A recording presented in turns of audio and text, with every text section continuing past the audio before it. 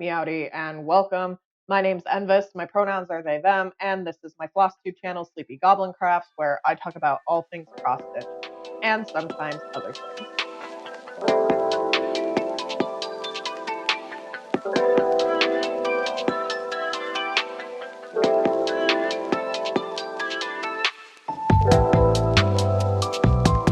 As you can see, I got a haircut. Just kidding. I got a jellyfish cut. Hello and welcome back to returning subscribers. Welcome to any new folks who have stumbled across my channel. My name's en-viss. I am the Sleepy Goblin of this channel, and today is Monday, August 3rd. So it's been about 2.5 weeks since I've done any type of video. I have a stack of projects that I've been working on. I have a finish, I have one new start, and the rest are whips. So let's get right into this. We are going to start with my finish, which I showed last time as a whip. This is Two Best Friends. It is a pattern by Tremblehand.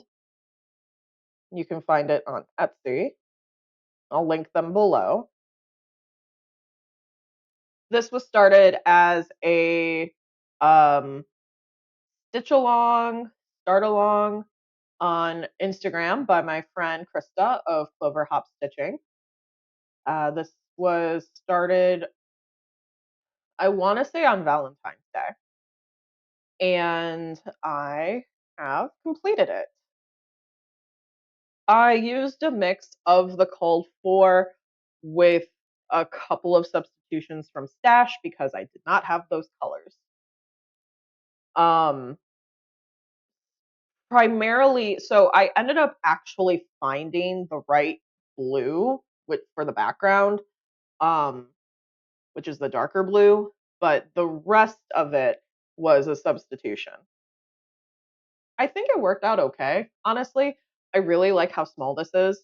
This is on a scrap piece of 22 count oatmeal rustico I found at scrap reuse store, my local scrap reuse store.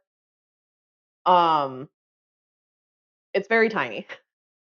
Like, as you can see, this is like 3 inches by 3 inches. Very, very petite. I might save the half of this for, you know what? I probably will. Yeah. No reason in throwing this half away when obviously I could put a very tiny stitch on it. I'll probably end up framing this. I have the intention of giving it to a friend of mine, a local friend of mine. So maybe for her birthday. We'll see. Next is a new start. This is, it's technically a new start, but it's because it's a new pattern, but it's not like I have a like a goal in mind for when I'm going to finish it. This, I am using a free pattern by Ink Circles. This is October Celtic Knot, which I found on her website. And this is the beginning of my new tail end project. Very pleased with how this is turning out. I think it's going to look really cool once it's done. And Miss Tracy has a ton of these small freebies available on her website. The October Celtic Knot shares like a page with September. I think it's also Celtic Knot. It looked like they were monthly freebies once upon a time, and these are old patterns. Like this, I think the copyright's like 2007. So the fact that they're still available on her website is really cool. I really appreciate that. So if you are unfamiliar with the idea behind a tail end project or a thread ends project, the intention is to take leftover length of your thread and put them into a project with no rhyme or reason. I mean, you can if you want. I don't. I keep them uh portioned by project. So on this side is my leftovers from the Phoenix.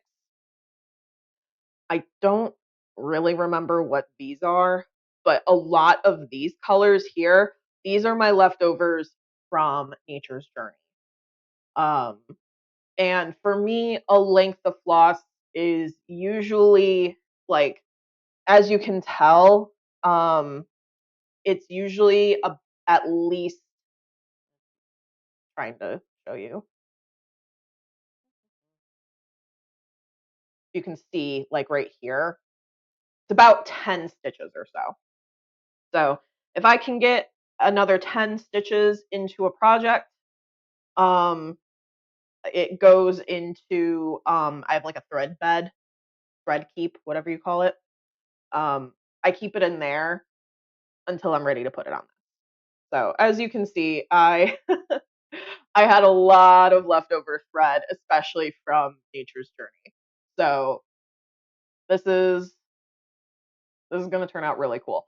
I don't think I have I don't think I'm going to be able to show the final image of like what this is going to look like, cuz on the website it's just the I think it's just the pattern. If she has an image of the final product, I'll share it. Otherwise, I think you get the idea. It's a Celtic knot. It's cool. This is being stitched. I wanted to stitch my tail. I like stitching my first tail ends on a neutral, so I wanted to kind of stick with that. So this is being stitched on 14 count. I think this is 14 count bramble. Yeah, by Picture This Plus, which I really like. Picture This Plus, Ada. It's very soft. And I have the intention of basically doing like at least 3 more tail ends on this piece of fabric.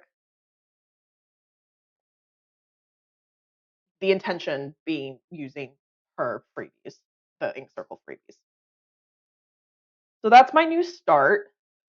And now I have all of my whips to show you, which is a lot because I started a new Stitchy game with a few friends, and that hey, it got me to put stitches on 3 projects I haven't touched this year, so I'm calling that good. First is Fairy House. Um, this is a Mill Hill buttons and beads kit. I am very, very pleased with the progress I've been getting on this. It's a lot of color changes, especially in the sky. You can't even tell which is the worst part, but this white light blue section, that is 3 different shades of light blue and white. There is so many color changes in the sky. It's kind of disgusting, but it is turning out so, so good. So like I am not even going to complain. As you can see, I have a little bit of blue left in the sky here, and like coming down to the cottage. And then I'm going to finish up the cross stitches with the path leading up to the house. And then I get to start beading. I also have to finish outlining the fairy. She's backstitched, but I wanted to make sure I got all of the sky stitches in before I backstitched her. So this is, oh man, from this distance, oh, it's coming out so good. I cannot wait to finish this. Like I said, this is Fairy House by Mill Hill Buttons and Beads kit. I'm using all the kit materials, which is DMC floss. This is being stitched on 14 count perforated paper. I don't know. This was a kit that I think was a new release in 2024 or 2025. I can't remember, but if you buy the kit now, I can't guarantee that it's going to come with the perforated paper since they switched over to the PVC, unfortunately.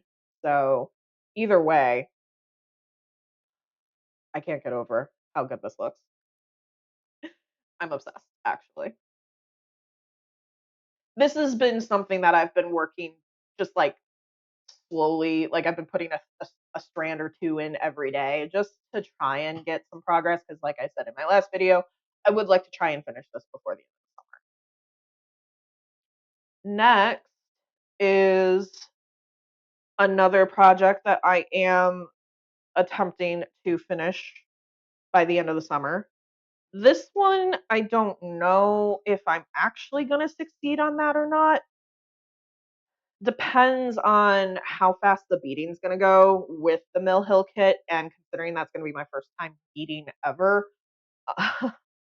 I imagine it's going to kind of be slow going for me. So if I don't finish it this year or this summer, that's fine.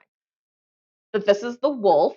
This is You're in the Woods 2. It is by Cottage Garden Samplings. And God, he's so handsome. Last time I showed y'all, I only had like his his face and like his chest in. I've brought down the white of his legs and I got the white of like his back legs put in, like some of it. So I'm working on, I guess, outlining him and then I'll fill him in because there's a lot of, I did not bring the paper pattern with me. I'll put up a picture, but if you could see, there's a lot of patterning in the body of the wolf, which is partially why it takes so long because you have to count. Like if you can see, these aren't. Is this filled in? Yes, filled in. The fabric that I chose matches, but you can kind of see there's this pattern in the chest and then like this lighter. It's a very cool effect, but it just ends up taking a little bit longer. This is being stitched with the called for DMC and the one over dyed classic colorworks. I am stitching this on 18 count cactus wren, which is by Fox and Rabbit. I got a fat quarter of it. It's a very, very good neutral. It's not my favorite color, but I think it works really well. The next two I started before I started the stitching game with my friends. Um, and this was just like I mentioned last time in my video, I was gonna like spin a wheel or something to try and put progress on just projects before the end of the year. So these next two are ones that I had spun on the wheel for prior to starting the stitching. So this is Skelecat in the Moonlight. There is no little Skelecat, which is fine. But there is this nice detailed tree. This is a pattern by Lola Crow. My mom gifted me this pattern for my birthday last year, and I started this as one of several Halloween patterns that I started last year. Previously, I only had the fence in, and so I brought the tree up. The original model is stitched on 14 count black. And when I started all of my Halloween projects last year, I didn't have any black, hilarious enough. So this scrap of something was close enough. And it gives it a completely different mood. The intention that I was going with is that it's a kind of foggy night. Because like the moon will be up here and then the cat will be on the fence. So like I'm like, it's a foggy, weird. So I think that works. There's not a lot of stitches left on this. This is very small. So I completely anticipate pulling this back out in September or October sometime and because literally all that's left is the moon and the cat. And then I'll be done. And I think this will make a really cute small. So I pulled this project out to stitch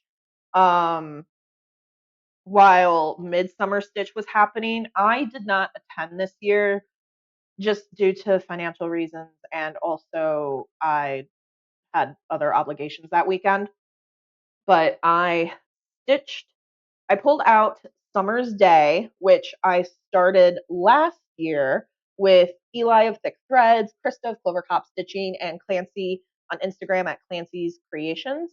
We all started this at last year's Midsummer Stitch, and I started in the top right corner, and I was like, okay, well, I wanna at least like get the length of the um pattern down. So I started here and I worked my way down and I brought it down to the bottom left corner. Did I say I started? If I did, I meant I started in the left. Directions are killing me. Um, this actually is showing up really, really well today. Normally, this fabric shows up incredibly washed out. So it's very sunny today, and I have my overhead light on in the office. So I'm going to take that as a win. This is being stitched on 28 Count Frozen Lake by BeStitchMe. And it just reminds me of a beautiful sunny summer's day. I love how this is turning out. I am stitching this with the called for DMC conversion with a couple of the called for over dyes. The light blue is one of the called for over dyes. And think I think this pink right here is another one of the called for over dyes, but everything else is the DMC conversion. I love it. It's turning out so good. The next three whips are very small progress, but progress nonetheless. I started a Stitchy game with Eli, Krista, Clancy, and Anna of Piano Mover's Daughter on Instagram. And so all of these have 200 stitches on them, which, like I said, progress is progress. First up is Mushroom Cottage. This I haven't worked on since last year, so this was great for me to pull out and work on. This is a pattern by Flosstube, and I got this when I was in her Patreon last year. I've come and gone from her Patreon, but she releases such banger patterns. This is one of them. I think it's available on her Etsy now, but I got this when I was on her Patreon. And I am stitching this on 18 count Jade, also by Picture This Plus. It's gonna be very tiny.